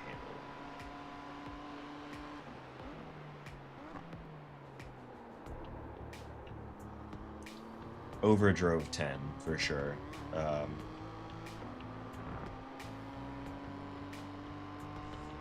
Actually go back and look at that a little bit. Because I did overdrive 10, but I overdrove it in the smartest possible way. That I could, at least. Not the smartest possible way, but able to take that corner. I got the rotation started, but I didn't really use it effectively. And now I can actually see the car slightly outside the window. That's supposed to be the rear tire skipping a little bit. And it comes back. I keep it set on understeer at that point. So it's fine, but like it is a little bit wasteful. What do I do here? I turn on the brakes. Yeah, I let the car rotate through the corner. Actually, it was way easier to keep it within where it needed to be. Within track limits there. And didn't feel like he was on the edge at all. Didn't look like he was on the edge at all. Here could have been way further pointed to the left. Gotten this one done earlier. Yeah, 14-15 was pretty sloppy, admittedly. 16 was quite good. I'd say it was not completely on the limit, but it was quite good. The line I was looking for and the general shaping is sort of what I was looking for. Like, I got over plenty, cut down to the inside. The only real argument I could make is that I maybe overslowed.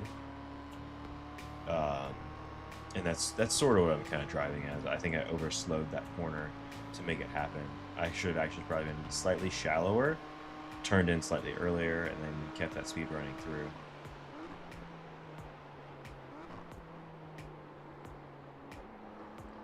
Eventually got down to the inside.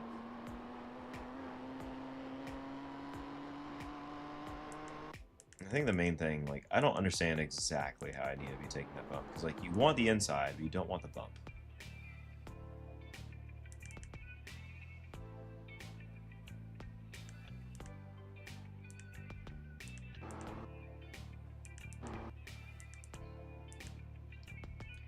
You can kind of see right here. There's the bump. And it kind of is multifaceted. There's multiple ways to hit the bump, so I think the real ideal is that you want to actually come out a little bit further from the outside, carry a little more speed in, but like by that point, especially with this car, especially with the M2, you gotta be doing some different stuff on throttle. Because like I'm getting a pretty square apex here and hitting the bump and the car gets a little unsettled, and then I kind of lose that time anyway. Whereas if you charge the corner a little bit more, come in later, but you're on throttle earlier and you're getting the car to go out, as long as you still get pretty close to that inside apex, as long as you still can get the car, like you're on power earlier, but underneath the shadow, you're getting close to this inside wall. You're not on it, because it doesn't really naturally follow the shape of the corner, but you're getting close, so you're still like right about here-ish, but you're coming in from further to the left. Then you have more real estate to make the corner that you want effectively, and that's sort of the main thing I'm missing. because I think I'm still like I'm coming from downtown. Don't get it twisted. I'm coming from downtown, but I'm bleeding too much speed now. Like you could argue, oh, well, this guy could be just getting on the brakes later, and fair point. Fair point to that. I could be getting into the brakes a touch later. And what I would probably tell myself is have the same exact braking reference, but just push that cone, or push that point out later. So yeah. Anyways, I think that's a pretty thorough synopsis of what we need to do.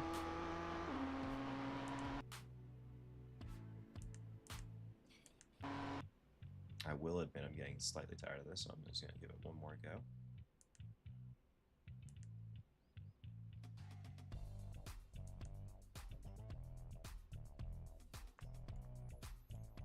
Switch it back to my VR view. And hopefully not get all tuckered out this time.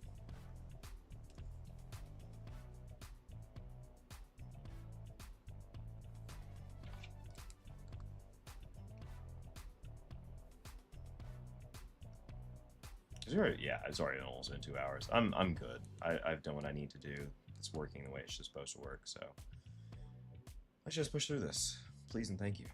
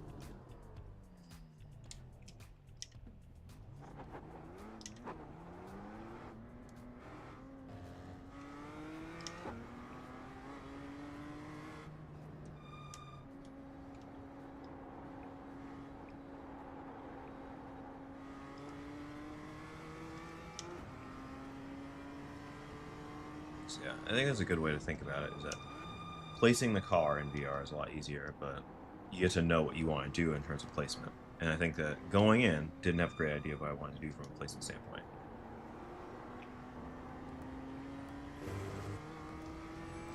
So let me try and trace the outline of where I'm going here. Be a little bit more conservative in the brake zones for this first lap, try and still build up some speed so we can get some temperature through the brakes. Nice and early here.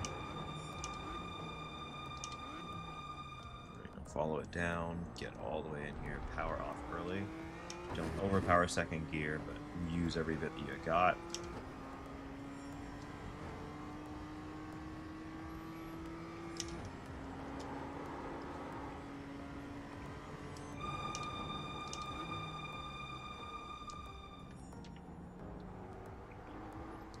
V that one a little bit more. I think that's the main thing. I think I'm thinking about 10-2 square.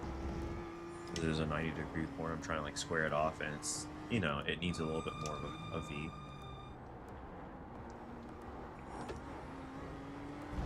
Big jump.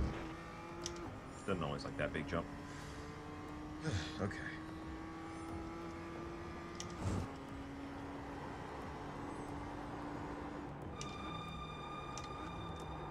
Yeah, main goal here is just within 10 laps, can I get it to be roughly as fast, or am I like kind of SOL? Because again, like the way that you look at it, the way you reference it, the way you feel about it, it's very different. It's very, very different in here.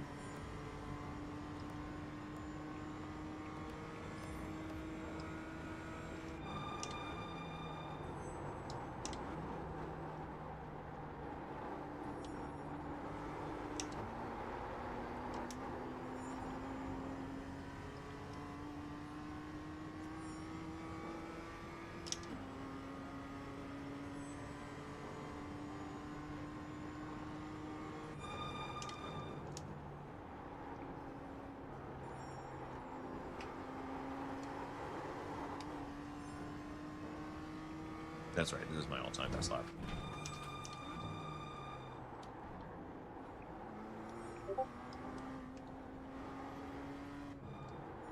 Yep, okay. I think I'm seeing it. A lot of it's just being more forthright, getting a little bit more ahead of where the car wants to rotate, not being, you know, afraid to let it rotate on corner entry. Way too late, way too late, way too late.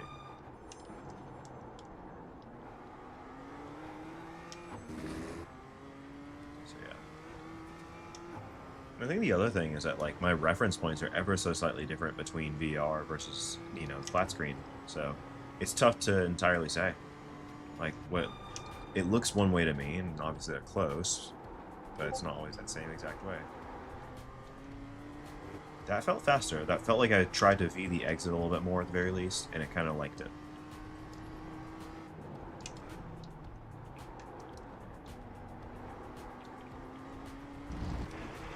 Because you have only so many units of rotation you can really use, so when you're using them effectively, coming from the outside of the track, even if you're not like fully on limit of rotation, the car tends to enjoy it.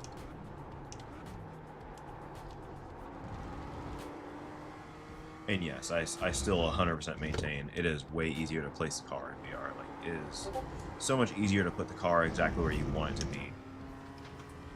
100% maintain that.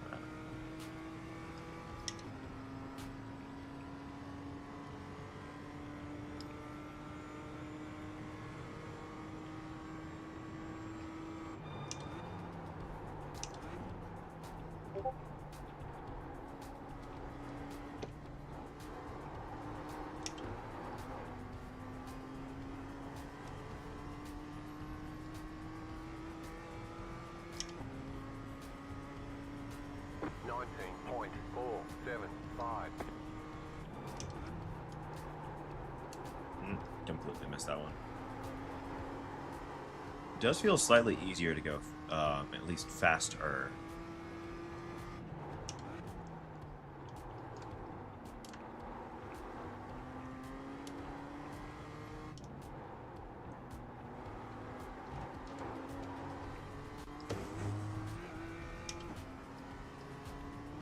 So yeah, that one we were able to translate pretty easily, pretty cleanly. But I think that, yeah, I think that that's exactly it. Is that it's easier to understand what the car needs on the flat screen. It's easier to place it in VR. And the fatigue element is real. So I don't think I ever put the first 3 sectors together like that on the other side of it. Maybe just getting faster. Could just be the track wrapping it or something crazy. Oh, it liked that. It liked that. Still relatively slow through there compared, but it liked it.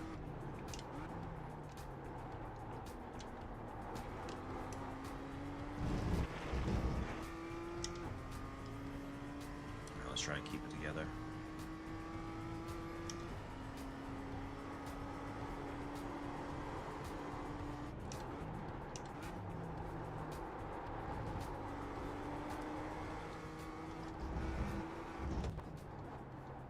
That was early. That was unfortunately early, as a matter of fact. I do, like, I mean, I think that it's easy enough to say we put it together. Like, what was learned there was what we needed to learn in general. And I think it's easier to infer the motion of the car.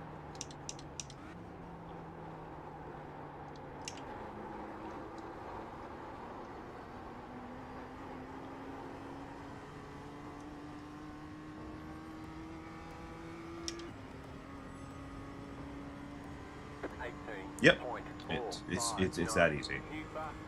It's easier to infer the motion of the car on flat screen, especially because I have like a lot of the horizon locked and everything. So that the way my brain interpolates the information is very different. I can theoretically grab more from it.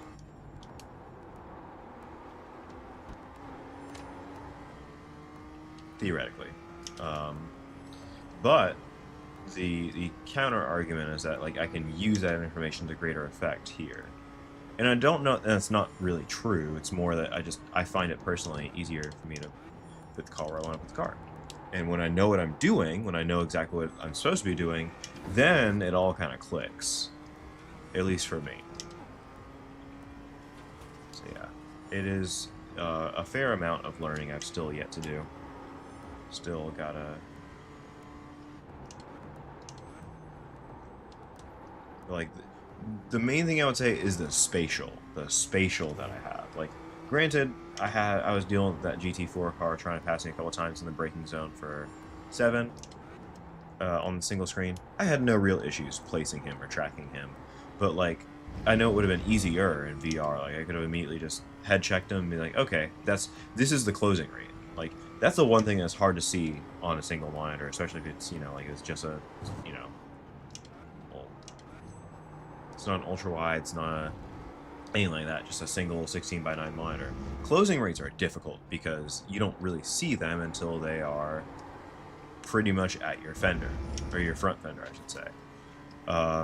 Whereas, like, I can, you know, I can look around more than I would be able to in an actual car because I'm not wearing a Hans device or anything like that. I can just look freely to the right or left. Anyways, I want to go for one more lap.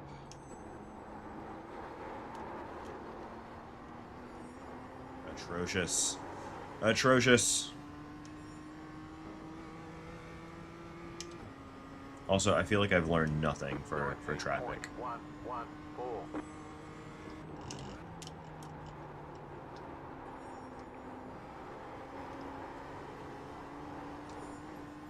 And like backing up turn 1 has honestly helped me a ton as well. Makes it way easier to like not miss that first apex.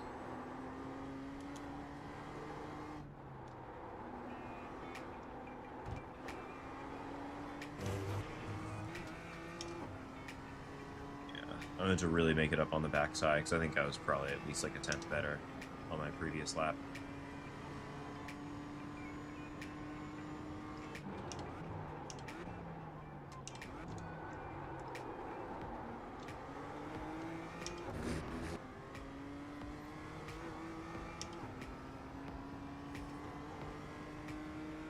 But yeah, I'm getting better through 7, I'll say that.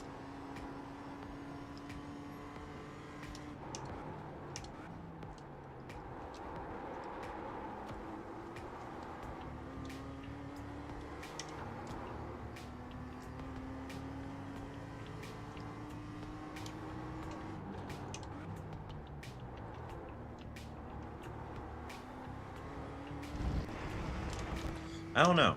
Like, now I'm thinking actively about, okay, I need to do this, and it feels like I'm overdoing it now. Whereas before, like, on that one lap, it just kind of clicked. It didn't really feel like it bore understanding in that same way. Though I would argue that I did a much better job, you know, trying to get the car cleanly positioned.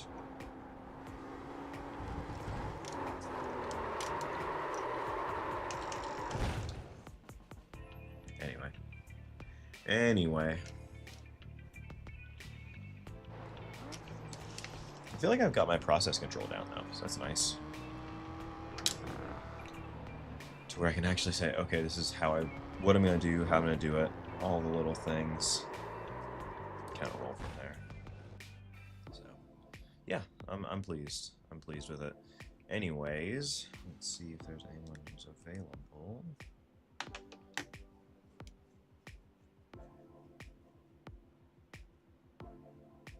Guess not.